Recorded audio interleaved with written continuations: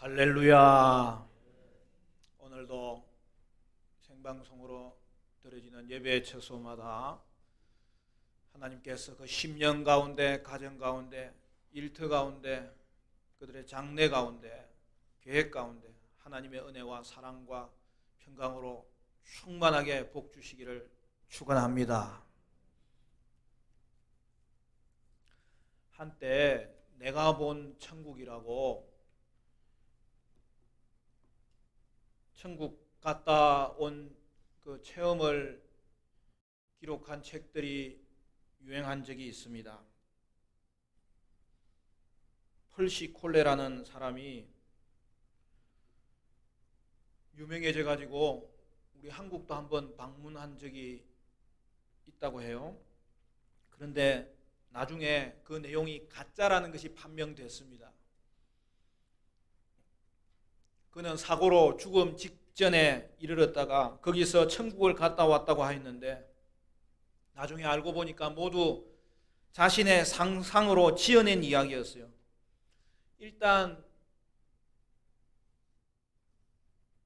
어떤 사람은 도움이 되는 부분도 있다고 하는데 읽어보면은 그 성경적이지 않은 내용들이 곳곳에 숨어 있는 거예요. 그리고 마지막에는 엘리야가 자신을 다시 이 땅에 보내주면서 너는 죽지 않고 휴거될 거다 그렇게 했는데 현재 이 사람은 벌써 죽었습니다. 지금도 기도원이나 여러분 어떤 단체들에서 내가 본 천국 같은 간증을 하고 다니는 사람들이 있어요. 여러분 그것이 맞지 않다는 것은 그 사람들이 갔다 왔다고 한 천국이 지금의 천국 상황이 아닌 거예요. 왜 그렇죠? 황금길이 있고 여러분 각종 보석이 있는 기초석이 있고 수정 같은 생명수강이 흐르는 그걸 보았다고 하는데 여러분 오늘 본문을 우리가 읽었잖아요. 그것은 지금의 천국에 대한 묘사가 아니에요. 그것은 재림 이후에 변화된 새 창조에 내려오는 새 예루살렘의 모습이거든요.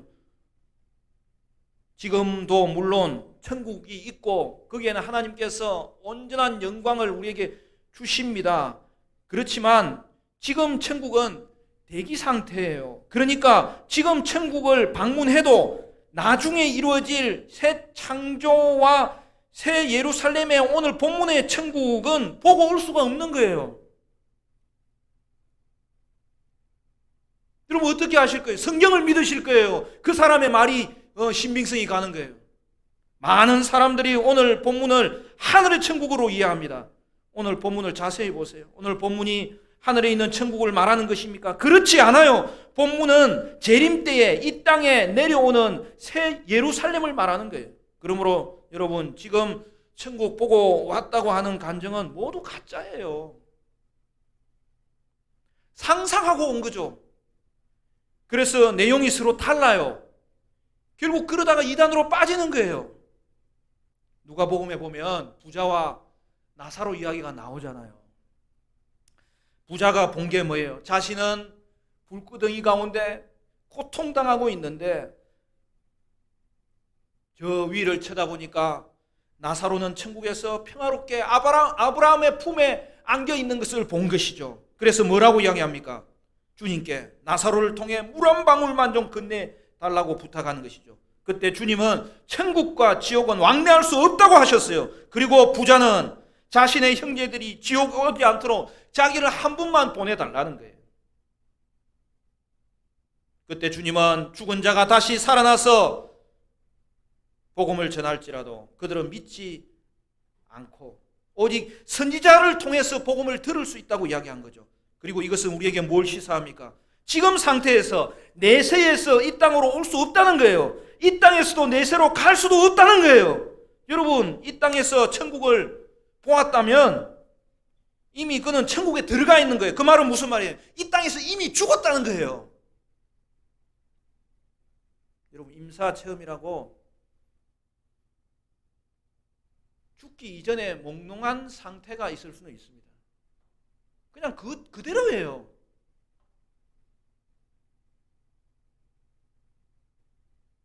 얼마나 이 시대가 혼돈되어 있는지 하나님의 말씀을 특별히 곡해해서 믿는 자들을 미혹하는 일은 너무나 어느 시대 가운데서나 활발하게 있었던 것이죠. 결코 미혹당하면 안 돼요.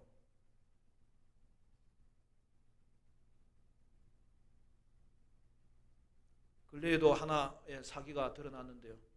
여러분 지금도 시중에 가면 그 책이 있어요. 천국에서 돌아온 소년이라고. 색깔도 노란색으로 황금 색깔로 딱 해가지고 있어요.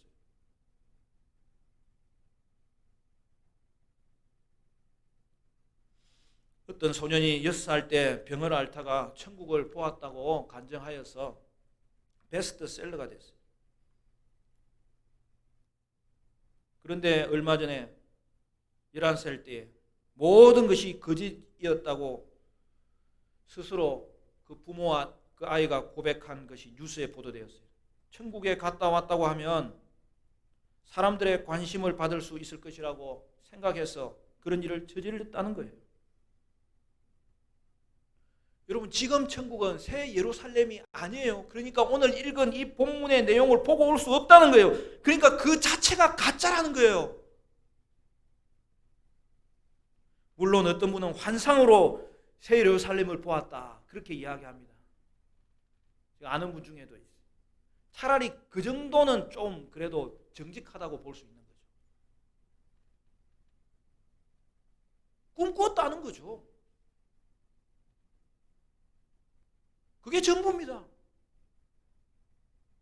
우리는 성경 이외의 것은 반드시 분별해야 되고 또 성경을 통해서 여러분 그것을 거짓인지 살펴봐야 되고 또 혹시 도움이 된다면 참고만 할 뿐이죠. 우리는 성경을 통해서 주신 오직 하나님의 말씀 위에 서서 그 말씀만 믿어야 되는 거예요. 오늘 우리는 드디어 찬란하게 빛나는 새 예루살렘을 보게 됩니다. 이는 계시록 결론 vs의 결론이고 또한 계시록 전체의 결론입니다. 우리 9절과 10절 말씀 다 같이 읽어볼까요?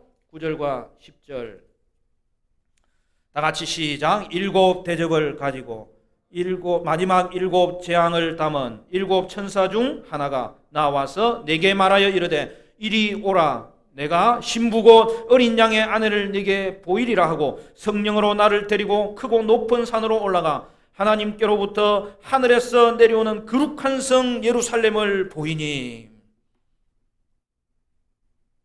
여러분 계시록의 결론이 어떻게 되어 있다고요? 여러분 21장부터 시작된 본문의 연속인데요. 21장에서 우리는 온 세상이 새 하늘과 새 땅, 즉 새 창조로 변화되는 것을 보았습니다. 그런데 이것은 배경이에요. 그리고 이제 거기에 등장하는 게 뭡니까? 하늘에서 새 예루살렘이 땅으로 내려오는 거예요. 그것은 원래 있었던 천국이죠. 그리고 땅에 있는 성도들과 그것이 하나 되는 거죠.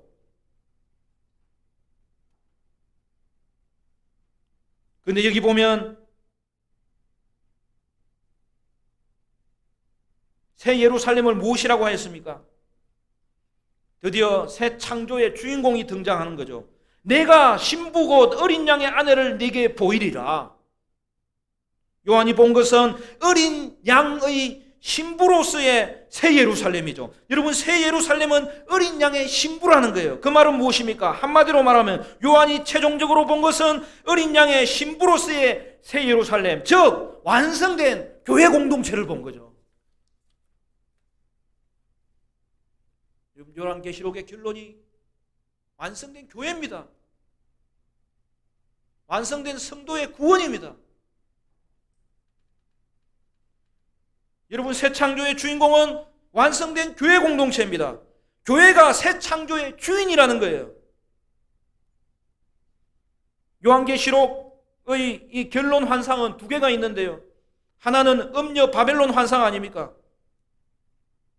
이것은 세상을 말하는 거예요. 그와 대조적인 존재가 등장합니다. 또 다른 환상이 뭐죠? 신부 예루살렘의 환상입니다. 이는 정확히 교회를 말합니다. 계시록의 주제는 교회론이에요. 계시록의 결론도 교회입니다. 결국 주님께서는 새 예루살렘이 이 땅에 내려오게 하심으로 교회의 완성을 성취하고 있는 것이죠. 그러므로 성도가 이 땅을 살아가면서 가져야 될 소망은 영광의 나라가 임할 때에 나타날 교회의 완성입니다.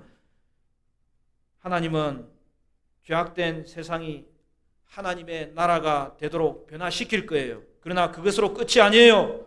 새롭게 된 하나님의 나라에 완성된 교회가 설 것입니다.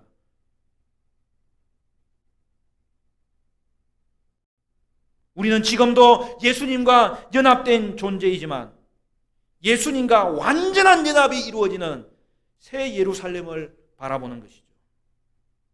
예수님의 재림의 목표는 성도의 구원이 완성되는 거예요. 교회가 완성되는 거예요. 그러므로 사랑하는 성도 여러분, 세상에 그 엄청난 고난에도 불구하고 저와 여러분은 기필코 새 예루살렘에 반드시 들어가야 되는 거예요. 새 예루살렘의 정체는 완성된 교회 공동체입니다. 새 예루살렘은 거처의 의미도 있어요. 그렇지만 궁극적으로 완성된 교회 공동체의 그 아름다움과 영광스러움과 거룩함을 묘사하고 있는 거예요. 계속 반복되는 내용이 오늘 본문에 교회의 영광스러움과 아름다움과 거룩함과 순결함과 존귀함과 풍성함과 그곳에 임하는 하나님의 영광과 임재의 가득 참을 오늘 우리에게 그 건축물의 다양한 모습들을 통해서 보여주는 것이죠. 우리는 오늘 그것을 통하여 오늘 우리 교회가 얼마나 존귀한 존재이고 성도가 얼마나 아름다운 존재이고 그 아름다움은 하나님의 아름다움으로서부터 나왔고 그것이 원래 계획했던 일이지만 타락되었다가 그럼에도 불구하고 그 하나님께서는 그 모든 타락을 우리를 멸망시키는 대로 내버려 두지 아니하시고 하나님의 계획은 결국 이루어지도록 그가 역사하셔서 이제 마지막 때에 영광스러운 나라 가운데 영광스러운 신부가 등장하는 것이 오늘 계시록의 결론이고 오늘 이 역사의 결론이 될 것을 말씀하고 있습니다.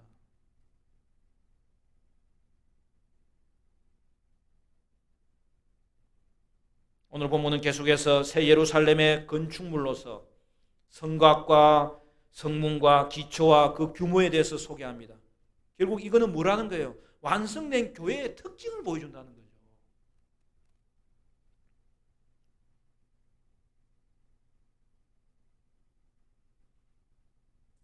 성의 모습은 한마디로 말하면 찬란함 그 자체입니다. 그 찬란함은 11절에 있는 것처럼 하나님의 영광 때문이죠. 하나님의 영광이 있다 이렇게 표현하는 것은 하나님의 영광을 가졌다는 뜻이에요. 새 예루살렘은 하나님의 영광을 가진 거예요. 그 말은 뭐예요? 새 예루살렘은 하나님이 임재하시는 장소로 하나님의 영광이 가득합니다. 그로 인하여 교회도 영광스럽게 변화됩니다. 결국 교회는 그가 누리게 되는 찬란한 영광과 이 아름다움이 이 교회가 받을 축복이 과연 어떤 것인지를 새 예루살렘은 보여주고 있는 것이죠. 새 예루살렘은 전체가 금과 보석으로 장식되어 있어요. 이는 교회에게 주시는 축복으로서 교회의 영광스러움과 아름다움과 순결함을 상징하는 것이죠. 따라서 우리는 새 예루살렘의 건축물들을 살펴볼 때에 그 자체에 관심을 두기보다는 그것이 상징하는 의미가 무엇인지 관심을 두어야 되는 것입니다. 여러분, 건축물에 대한 묘사 하나하나가 뭐라는 거예요? 상징이라는 거예요. 새 예루살렘도 완성된 교회의 상징이잖아요. 마찬가지로 새 예루살렘의 건축 구조물, 구성 요소 하나하나도 상징임을 알아야 되는 것입니다. 그렇기 때문에 그 상징의 의미가 무엇인지를 오늘 적용해야 되고 그리고 그날에 펼쳐질 내용으로 우리가 소망해야 되는 거죠. 여러분 12절부터 보세요. 이제 나타나는 새 예루살렘의 요소들이 어떤 것이 있습니까?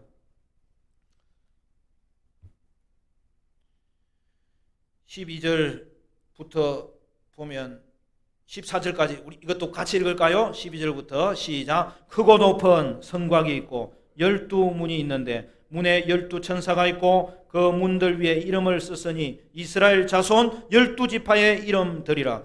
동쪽에 세 문, 북쪽에 세 문, 남쪽에 세 문, 서쪽에 세 문이니 그 성의 성곽에는 12기초석이 있고 그 위에는 어린 양의 12사도의 12 이름이 있더라. 여러분 보세요. 먼저 성곽, 즉 성벽에 대해서 소개합니다. 크고 높은 성곽이라고 했습니다. 여러분 나중에 17절에 가면 좀 더 설명이 나오는데요. 성벽의 높이가 144규빗입니다. 여러분 규빗은 이 손가락 끝에서 팔꿈치까지 이거 딱 재기가 좋잖아요. 45cm에서 50cm 정도 되는 거예요. 이 수치를 말하는 거예요. 그러니까 144규빗은 70m 정도 됩니다. 이는 성벽의 높이를 말하기도 하고 또는 성벽의 두께를 말하는 것일 수도 있습니다. 왜냐하면 나중에 새 예루살렘의 성에 대한 크기가 다시 등장하기 때문이죠. 여러분 이 치수는 실제로 정말 크고 높은 성벽이지만 여러분 16절에 가면 예루살렘 전체 크기가 나오는데 거기 보면 길이와 너비와 높이가 모두 뭐라고 되어 있어요? 12,000 스타디온이다. 여러분 이걸 킬로로 환산을 하면 2,200km예요.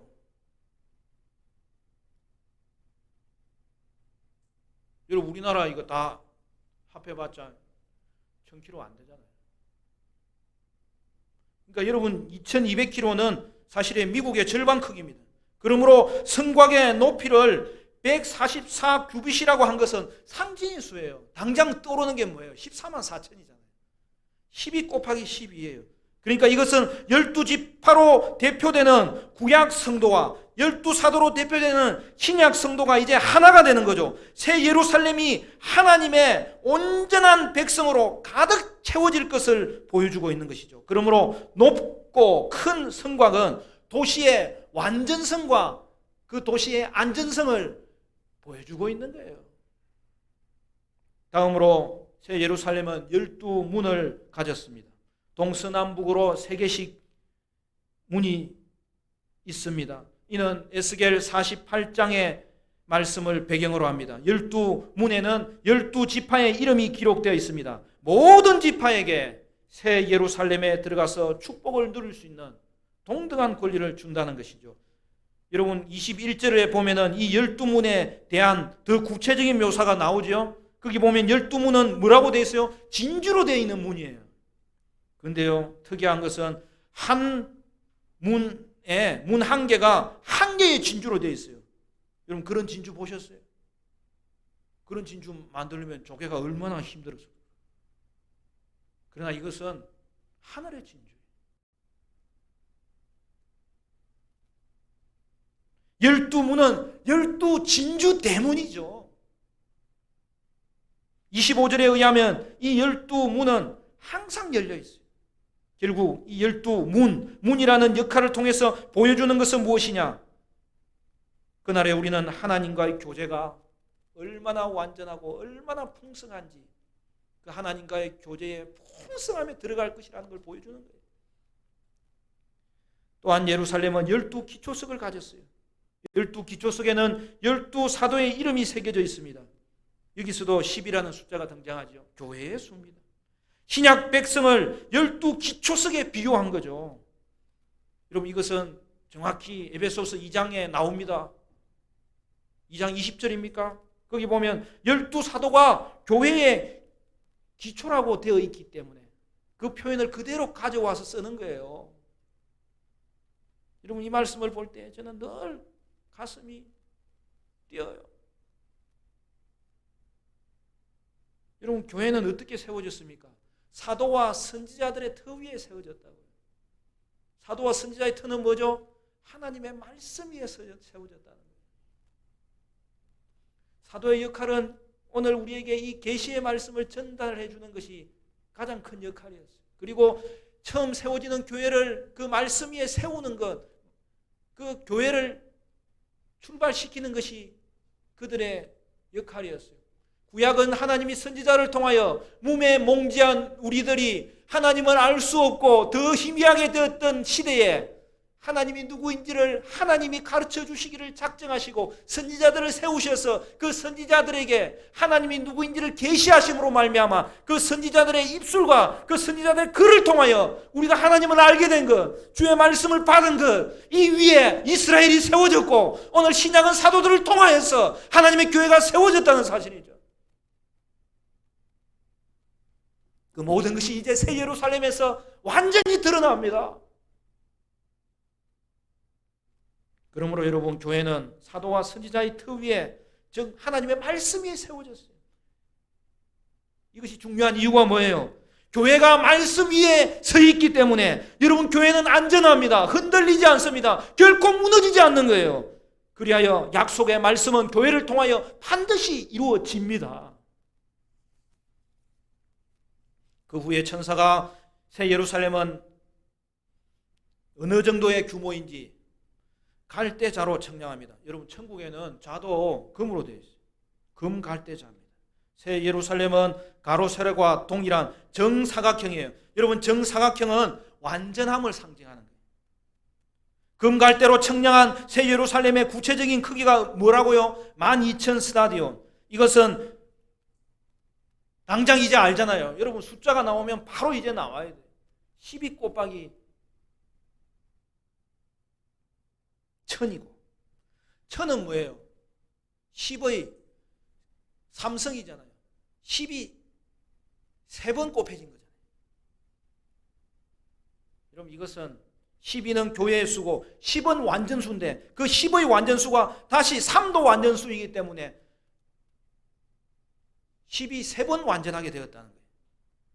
그러므로 이것은 하나님 백성의 그 광대함과 완전함을 온전하게 표현한 거죠. 여러분, 하나님의 구원받은 백성의 숫자가 우리가 상상할 수 없을 만큼 많을 것입니다. 저는 그렇게 믿어요. 누구든지 예수님을 구주로 주님으로 고백하면 구원을 받습니다. 우리가 지금도 복음을 증거하는 이유가 바로 여기에 있잖아요.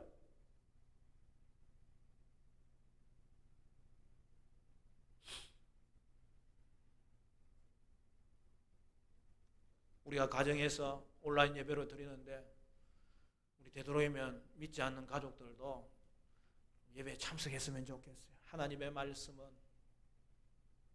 살아 움직이는 힘이 있기 때문에 오늘 여러분에게 하나님이 누구인지를 반드시 가르쳐 주실 것인데 그러한 기회를 얻을 수 있는 자리가 예배의 자리고 말씀 앞에 서는 것이니까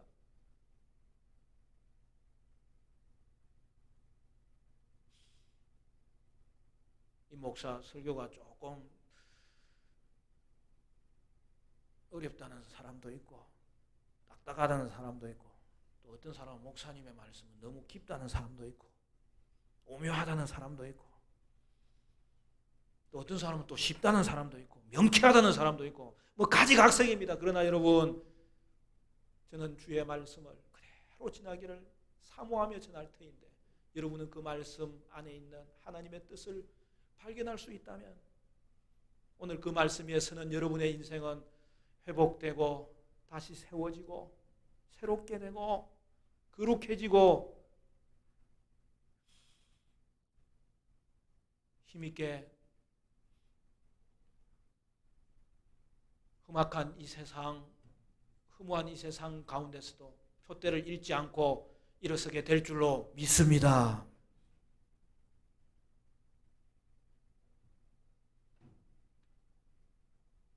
조금만 더 들어보세요.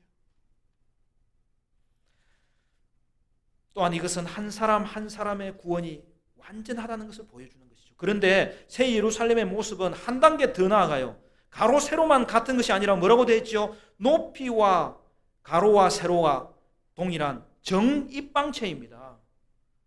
여러분, 이 형태는 완전함의 상징입니다. 이것은 정입방체로 지어진 솔로몬 성전의 지성소를 생각나게 하는 거예요.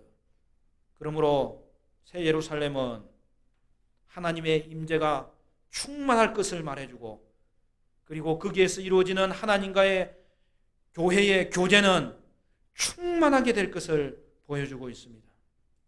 18절을 보시죠. 여러분 18절 우리가 좋아하는 구절이죠. 그 성곽은 벽옥으로 쌓였고 그 성은 정금인데 맑은 유리 같더라. 온 성이 금으로 깔려 있어요.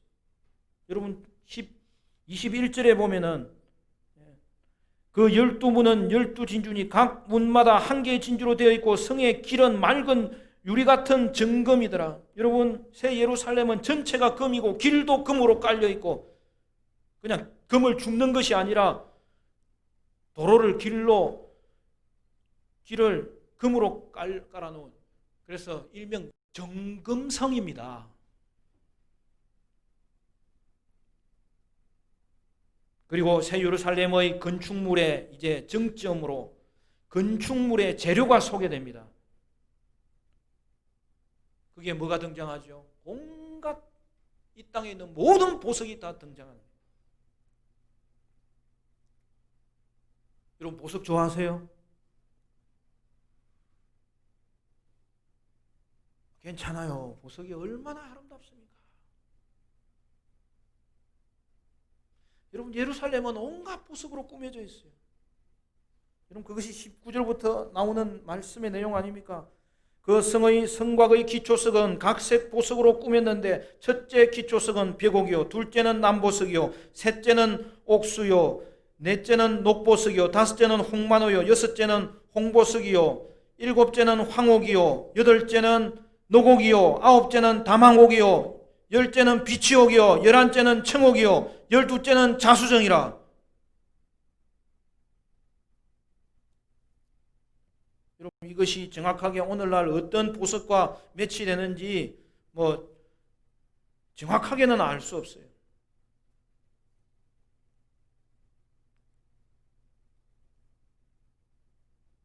근데 말씀을 연구하면서 각색 보석으로 되어 있다 했잖아요. 그러니까 우리는 5색 찬란한 정도가 아니라 12색 찬란한 새 예루살렘의 그 찬란한 세계에 들어갈 것입니다. 그래서 제가 색깔별로 한번 구분을 해보니까 이 구분이 좀 가요. 먼저 여러분 무지개 색깔이 빨주, 노초, 파남, 보라색 아닙니까? 그러면 그 다섯 나머지 색깔이 여기에 다 들어가 있어요. 이런 황금색이 등장합니다. 황보석이 황금색을 말합니다. 그리고 갈색이 등장해요. 벽옥은요, 총 천연색이 합쳐진 걸 원래 벽옥이라고 해요. 갈색 바탕에 색깔이 합쳐지는 거예요. 그 다음에 오늘 본문에 보니까 무지개 색깔의 초록과 비슷하게 우리가 하늘이 푸르다고 할 때에도 말하는 것처럼 녹색이 등장하는 거죠. 그리고 여러분 하늘색이 등장해요. 청색 중에서도 남색이 있고 청색이 있고 하늘색이 등장해요. 그리고 오늘 본문에 구체적으로도 나와 있죠. 비치색이 등장해요. 에메랄드 빛이 등장하는 이 비치색이 등장해요. 그렇게 빨주, 노초, 파남보, 금색, 갈색, 녹색, 하늘색, 비치색 이렇게 이루어진 12보석, 즉 방금 읽었잖아요. 벽옥, 남보석, 옥수, 홍마노, 홍보석, 황옥, 노곡, 담항옥, 비치옥, 청옥, 자수정으로 되어 있습니다. 밥 안 먹어도 배부르잖아요. 이러한 보석은 신랑 되신 예수님을 위해서 단장한 신부 교회의 새 예루살렘의 아름다운 모습을 상징하는 것이죠. 이는 성도의 아름답고 영광스럽고 순결하고 존귀함을 상징합니다. 성전에 봉사하는 대제사장의 가슴에는 언제나 12가지 보석이 달려 있었어요. 그리고 에스겔은 에덴 동산에 있었던 보석들에 대해서 언급한 적이 있습니다. 여러분 에덴과 성전의 실체가 새 예루살렘에서 완성되는 것은 다음 주 본문에 나오니까 그때 말씀 나누기로 합시다. 새 예루살렘의 핵심은 뭐라는 거예요? 하나님의 영광이 가득하고 그곳에 등장한 그 새 창조의 주인공으로 등장한 교회의 영광도 가득하더라는 거예요. 하나님의 영광과 이제는 교회의 온전한 영광이 성취되는 곳이 새 예루살렘입니다. 그래서 성경은 뒤에 이야기하는 태양이 필요 없어요. 누가 빛나기 때문에? 하나님이 빛나고 성도가 빛나기 때문에.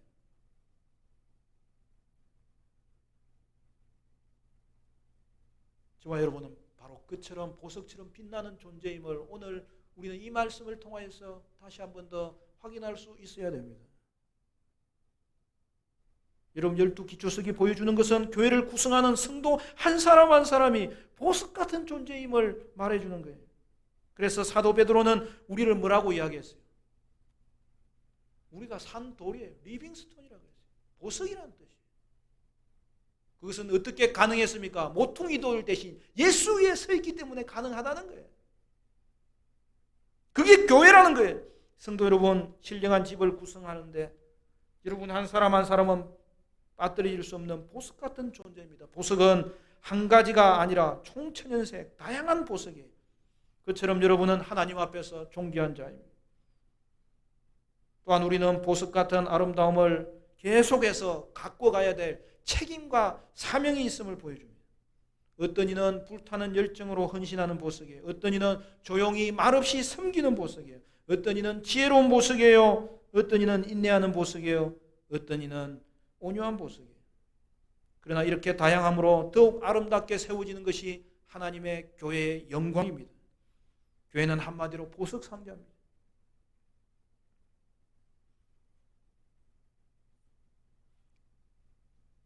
우리 그래도 옆 사람하고 한번 인사합시다. 당신은 보석입니다.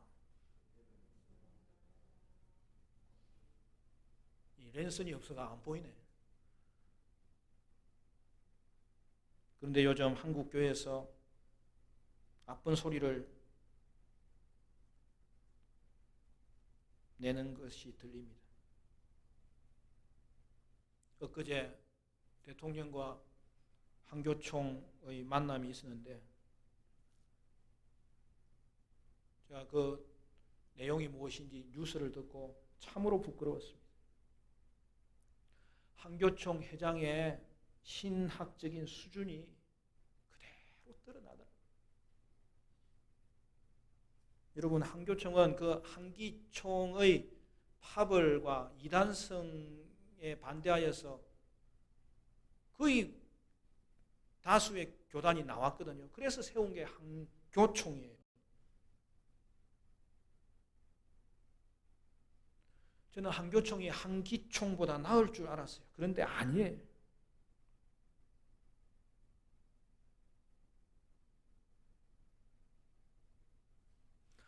눈만 감으면 기도할 수밖에 없고 눈 떠도 기도가 절로 나와요.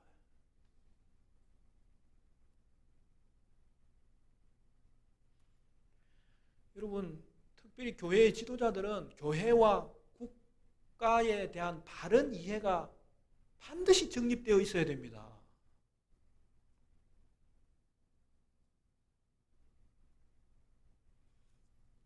제가 다른 목사님들하고 이렇게 이야기하다가 정말 다른 이야기를 넘어가지를 못하겠어요. 요즘 종교개혁 시대 이후부터 일어난 교회 국가에 대해서 내가 지금 강의하는 시간이 돼버려요. 들을 거는 들어야 된다는 거예요. 정말 자금은 목사님들과 성도들이 종교개혁 이후의 교회사에 대해서 좀 다시 배워야 됩니다.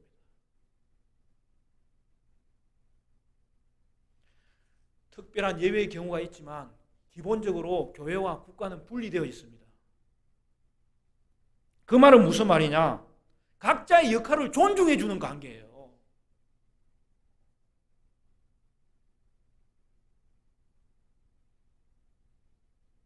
그러니까 지금은 국가는 방역 지침을 바르게 내리는 것이 필요하고 그리고 그에 대해서 교회는 따라야 되는 것이 필요한 거예요.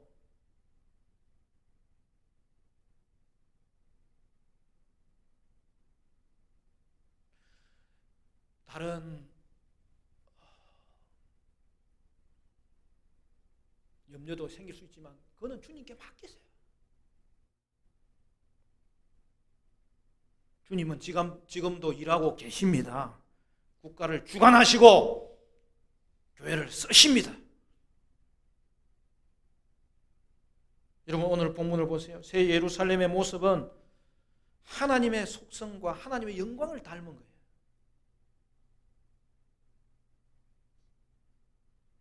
그러므로 이 땅에서도 교회는 예수님의 모습을 드러내야 되는 거예요. 성도의 모습은 언제나 사랑으로 드러나는 모습이어야 되는 거예요. 그러기 위해서 우리는 더욱 예수님을 닮아야죠. 제자 훈련해야죠. 그리고 말씀 위에 굳게 서야죠.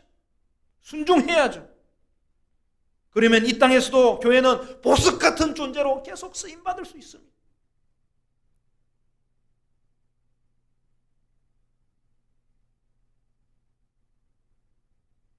우리는 새 예루살렘에서 완성된 교회를 오늘 본문을 통해서 바라보면서 그 교회가 얼마나 아름답고 영광스럽고 순결하고 존귀하고 완전하고 안전하고 광대하고 그 주님의 임재가 주님의 영광이 주님과의 교제가 얼마나 풍성할지를 살펴보았습니다.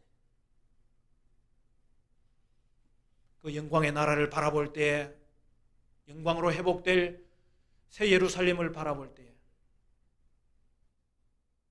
제가 자꾸 상징이라 하니까 여러분 그러면 그 생각해 보는 것도 잘못입니까? 그렇게 생각하면 안 돼요. 여러분 꿈을 꾸셔야 돼요. 상상하세요. 기독교는 상상하는 거예요. 믿음은 상상하는 거예요. 그걸 막을 자는 아무도 없어요.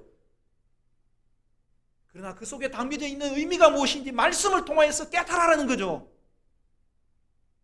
오늘 이 땅 가운데 그 새 예루살렘을 상상하면서 그리고 지금도 나와 함께 하시는 그 예수님으로 말미암아 이미 거룩하게 되고 존귀하게 된 교회의 이 보석 같은 아름다움을 다시 한 번 더 감사하면서 그러나 그 아름다움이 더 크게 빛나도록 예수님 더 닮게 하여 주옵소서 우리가 기도하면서 그리고 그렇게 만드실 것이고 그렇게 지금도 쓰고 계시다는 이 교회의 하나님의 신성한 주권을 오늘도 우리는 자부심을 가지고 간직하면서 이 시대를 살아가야 될 줄로 믿습니다. 사랑하는 성도 여러분, 여러분은 새 예루살렘의 이 찬란함을 계속 상상하시고 꿈꾸시고 그려보시고 그래서 이 가운데 문학과도 나오시고 하나님의 창조하심의 현재의 모습에 대해서 과학도 하시고 이 문학도 하시고 교육도 하시고 사업도 하시고 무엇보다도 반드시 이 새 예루살렘에 들어가야 되겠는데 그것을 가로막고 있는 이 세상의 유혹에서 여러분 대항하시고 반드시 세상을 이기셔서 이 예루살렘에 들어가시는 여러분 되시기를 바라고 이 땅에서도 예수 닮아서 보석 같은 존재로 예수 향기 날리며 쓰임받는 저와 여러분 되시기를 주님의 이름으로 간절히 축원합니다.